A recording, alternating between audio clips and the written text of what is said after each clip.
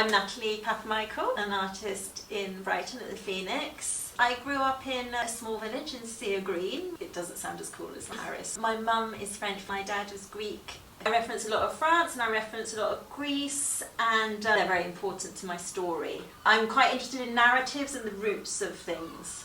My mum paints a lot, and actually my great-grandfather on the French side was called Blaise Bontemps, and he was the first maker of the automated birds that were in the cages. He showed one at the great exhibition in the Crystal Palace, I think it was, with Queen Victoria. I would say film actually was more my influence than painting. I used to draw as a means of escape. I loved drawing, I would copy things, and so that was and books as well.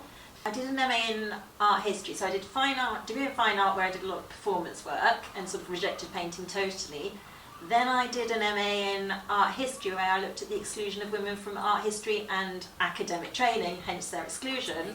So I then taught myself after completing my MA, I went to Florence for a 2-week course on the painting techniques of Caravaggio. Because I had previously, when I had my son, I had tried to teach myself, but it was quite difficult to just do it offhand in acrylic with a crying baby. So then I went to Florence, did a 2-week course, and then I sort of began teaching myself, and then so as a challenge to the exclusion of women artists from art history. I can't remember the title, it was very long, quite controversial. I think it was postmodernism. And then we looked as well at psychoanalysis, because I'm very interested in hysteria as well, is a particular fascination for me. So it was sort of linking back to some references that I'd had in my early work, some of my experiences, and I had studied women artists and feminist art history at St Martin's, so I'd looked a lot at the performance artists of the 1970s, but when I had my son I wanted to get back into painting. I missed painting, so I used to paint when I was young, then I did my degree, stopped painting, but I wanted to somehow incorporate my performances and all my learning into painting and to find a way to use what I had learnt as well. Martyrs is very much the performance and the feminism initially, and a lot of my paintings now I've got stills from my performances, so I've incorporated a lot of the work into my paintings, so it's sort of going full circle almost, and then using the classical painting technique, and then also referencing films as well, so merging all these different sources into one thing. Let yourself be true. Just do what you believe, and it doesn't matter what the outside world thinks. I think that's what I've consistently done. Actually, this is what I do, whether it's fashionable or not. It's not my business, but this is my truth. I would say the chiaroscuro, which is the Caravaggio technique. So when I went to Florence, we did a copy of Madonna and Child. So initially you grid up the canvas, you work on a burnt umber canvas. You copy the image, then you paint it in a burnt umber, then just white, so you've just got the two tones, so dark and light. So because with the Caravaggio and the chiaroscuro there's sharp contrast, so it's actually you're just looking more so at shapes than anything else. So it's like the negative space. And then you just build up glazes, so you do the first painting, the dead painting, which is just the basic colours. Then first painting, which is more colours but not so blended. So here we're at dead. Yeah. That's the dead painting stage. And then second painting is with more blending and then glazes, and then you build up. So if I would say on my Caravaggio there's probably about 20 layers of glaze. So a lot of my earlier works is a very building up of glazes, getting the flesh is very tricky. I do a lot of self-portraiture, and it's always me that gives me the problems. Because I guess I'm judging me, but then I have to remember I'm in the painting, it's not about me as such, it's a painting. But it's very difficult, and obviously some days your opinion of your work changes 5 minutes of it, next day, oh, this is crap. So it's very hard. So it's going through all the waves of emotions that come with it. And with my beheading, that took me a year. So it's again with the training in the past at the Royal Academy, they used to learn from the copy, so that was part of the practice of the artist. So I chose women artists to learn from, so I did a copy after a contemporary photographer. Then I did the Artemisia Gentileschi beheading, which I love, but that took a year and a half. And I think towards the end I dreamt that I worked on it so much it just went black. So it's like, it's getting to a stage, knowing when to stop as well is also important and very difficult. I also use the composition, the golden rule, so I sort of plan out all the lines and where everything is. So it's sort of like movie. I do it because I love doing it and that's what I need to do, but it's also communication.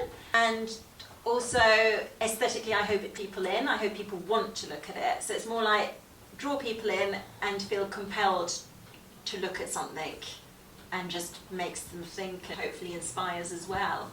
How has it been having your own space at the Phoenix? Oh yeah, I love having my own space. It's been in this space, I always go from my beheading, so 2009. So yeah, I've been here since 2009, gosh that's so many years. So yeah, I love my space. It makes a huge difference, even if I just come and sit in here, I'm happy. This one is about a hospital in Paris. They used to do the teaching, so this is based on an actual painting. And then I've sort of reimagined it and put myself as the hysteric reading The Science of Woman, which is also a book I've used in my work a lot and relates to my performances, and wearing my Medusa necklace. And it was also looking at the gaze, where I'm looking directly at the men, so challenging the men looking at the woman. And I'm also the artist, so I've sort of claimed the authority of the piece. A challenge to how women were perceived as hysterics as well, because they were actually performances. They would go perform and then the male doctor would say, this is how you cure a hysteric.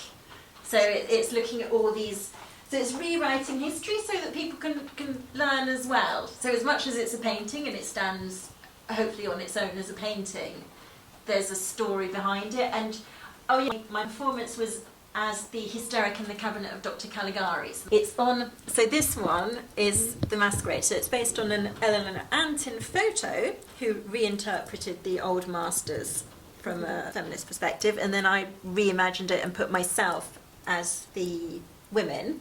So it's Zeuxis is choosing Helen of Troy, who is meant to be the most beautiful woman in the world, but then he's actually just choosing from me. And all the performances were also when I was sort of various stages of my pregnancy. So Zeuxis is choosing me, and he is the greatest artist, but I am the artist and I've signed the canvas. Want to talk us through your outfit today as well? This is my apocalypse drawings. So this was COVID and against the lockdowns and the jabs. So this was apocalyptic. So this is the drawings. They're pin and ink drawings, and then I turned, to avoid the censorship, I turned them all into clothing. So this one is the Book of Revelations. Then my arm, I can't remember what it's called. I need my book to look at my titles, but I think it's the Good Society or something like that. Anyway, I'm in a vat, and it's all about the control, the smart meters, everything being controlled. Then this one is the Hydra, which I've done a few times. The Pope and the Queen. If we got the Queen, so that's the key to the bottomless pit. Oh my god. That's my Fuck the New World Order necklace with Bill Gates' head on it. And my earrings, which are actually in the painting over there. Where people actually buy your stuff from? Got some work on Artsy and done through me, and I will get in touch. What projects do you have coming up? Well, I've got an exhibition in September with Gallery Different, who've shown my work and been very supportive since my work was first censored in 2017. Then my fashion show, but this is very early stages. Can you talk a bit about how this happens and what your opinion of it is? Because people always love hearing about art gets censored and why. 2 pieces were censored. I can't name the place. But it was in central London, and they were site specific, and it was all going ahead really well, and I worked on them for 1.5 years, and there was no problem with them at all. They saw the process. I shared my process even then on Instagram. And then it was a month before the exhibition, I just had an email saying they were going to go in the back staircase, which made no sense. These were site specific. So I replied, I said, well, I hadn't even communicated with this person either at all. And I said, well, no, they've been made for this space and I've been in contact and there's no problem. Anyway, then they said that in fact they didn't want the pieces at all, because their reasoning was the hanging girl, and they said that because they have people with mental health problems, and which to me is I have people with these problems, I've had these problems, and the whole point of art is that thing, comfort the disturbed and comfortable. So some people find my work challenging, and that's fine. But when you've worked on something for long, so then I was meant to have other works in a room, and they basically just they removed my Medusa, they removed my Artemisia painting, they just kept removing everything and then said there's no point having you at all. Why did they give you a reason for removing the rest of it? Medusa chopped off, beheading, and then just decided it wasn't worth having me at all. So quite devastating at the time, especially when you've worked so hard for something and you've sort of not even been trying to get your work out at all because you've just been working towards something. So I think as an artist, you work to be seen. That's the purpose of art. So that was really hard, and that was sort of my first major. Often I do have to justify things like performances in the past, but I would stand by what I do. So, and then also in the last few years there's been a lot of censorship, what you can and can't say, as we say, with social media. So for me, I use whatever means I can, and hence I started making the clothes and communicating in a different way. So you're sort of not so dependent on someone to share stuff. So I can States or in Australia, walking around with my handbag or in a dress. So it's really nice that your art can get seen in a different way, and sort of censorship, it's sort of expression, and it's sort of blatant but not blatant in a way as well, which is sort of quite disturbing. Oh, yes, that is Royal Academy. I want to do this as a big one. I've planned this ages, so it's sort of nope and melancholy. So it's about the art world and sort of quite shut off vision. That's amazing. I love that. And then that is actually Jeff Rabbit, who I have here. Oh, I don't have his rabbit, obviously. I just have one. So this me with the hysteric reflected in the that's rabbit. amazing. I always loved The Wizard of Oz. So this one is the poppy field, and I was thinking of this sort of photo with the lining the side of the road. So, but all the politicians' heads lining the yellow brick road, leading to the Emerald City, which is actually all these corporations, and it's burning down. So what is behind is the reality. It's like all theatre and performance, and then you've got Black that pretty much own everything. You've got Vanguard, you've got FDA. You've got the BBC Metropolis, and you've got this referencing geoengineering. This is the CIA, World Health Organization, Tavistock, Disneyland, and that one's CIA, and then Hollywood as well, burning down, and also reference to McDonald's. And then this is Agenda 2030, so this is referencing all of what smart cities and everything else that is happening in the world, and I have set Agenda 2030 on fire.